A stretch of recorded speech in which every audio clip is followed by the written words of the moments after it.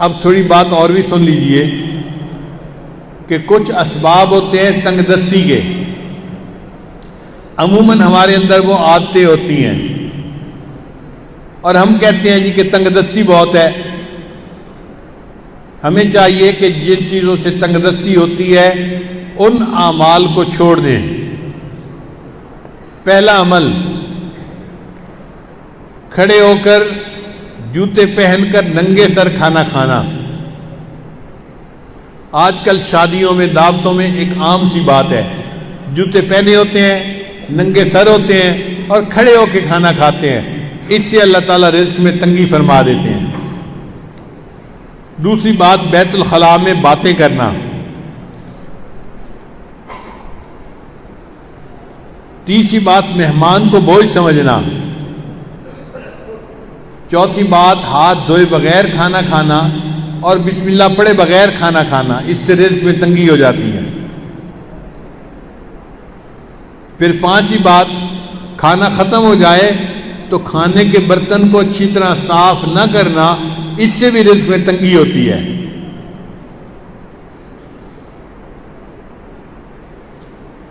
پھر چھٹی بات، مسجد میں دنیا کی باتیں کرنا۔ پھر ساتویں بات، مانگنے والے فقیر کو جھڑکنا۔ بھئی آپ کے پاس کچھ نہیں ہے دینے کے لیے تو محبت سے اس کو کہہ دے کہ بھائی آگے چلے جاؤ، جھڑکی نہ دیں۔ کئی لوگ اس فقیر غریب سمجھتے ہوئے اس کو جھڑکنا شروع کر دیتے ہیں، تجھے کہا نہیں، تو نے سنا نہیں، جاتا کیوں نہیں؟ تو فقیر کو جھڑکنے سے خود بندہ رزق کی تنگی میں مبتلا ہو جاتا ہے۔ پھر ساتواں عمل، مغرب کے بعد بلا عذر کے سو جانا۔ عشاء کے بعد سونا چاہیے، مغرب کے بعد اگر بیماری ہے یا عذر ہے تو اور بات ہے، پھر اجازت ہے۔ اگر عذر نہیں تو مغرب کے بعد سونے کی عادت ہی بنانی چاہیے۔ پھر 10واں عمل جس سے رزق تنگ ہو جاتا ہے، بغیر عذر کے نماز قضا کر دینا۔ فجر نہیں پڑھتے، ظہر نہیں پڑھتے، عصر نہیں پڑھتے، مغرب نہیں پڑھتے، باتوں میں لگے رہے، نماز قضا ہو گئی۔ پھر 11واں عمل جس سے رزق میں تنگی آتی ہے، جھوٹ بولنا۔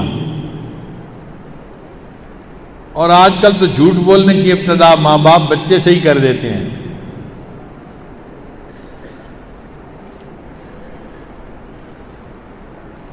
پھر 12واں عمل جس سے رزق میں تنگی ہوتی ہے، گانے بجانے میں دل لگانا۔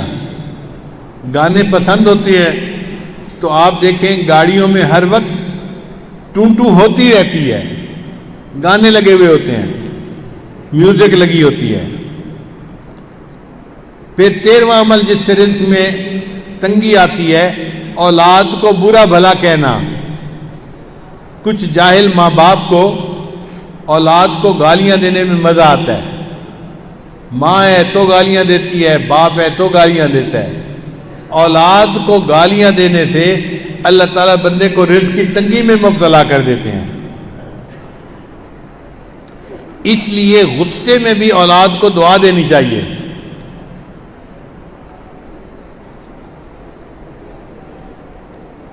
چنانچہ ایک صاحب اپنا واقعہ سنانے لگے کہ میں بہت شرارتی تھا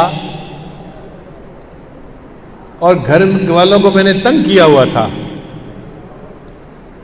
ایک دن کیا ہوا کہ گھر میں مہمان آئے ہوئے تھے تو میری والدہ نے دال بنائی مہمانوں کے لیے، اور میں نے ایک مٹھی ریت کی بھری اور آ کر ہنڈیا میں ڈال دی۔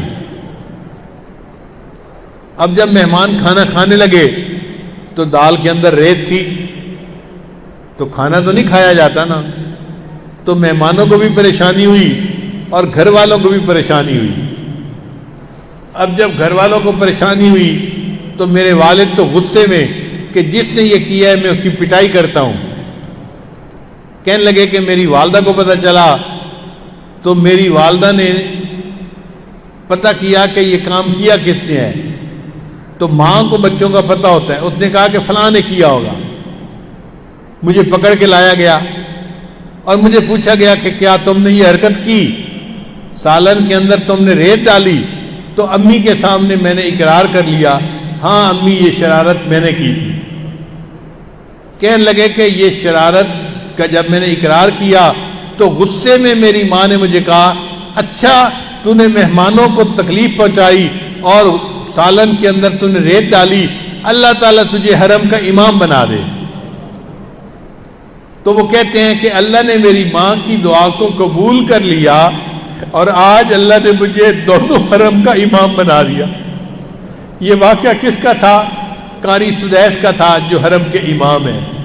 انہوں نے اپنی زندگی کا واقعہ سنایا کہ میں نے یہ حرکت کی تھی، میری والدہ نے مجھے بد دعا دینے کی بجائے دعا دی تھی، بیٹا اللہ تجھے حرم کا امام بنا دے، اور آج میری ماں کی دعا قبول ہوئی اور اللہ نے مجھے حرم کا امام بنا دیا۔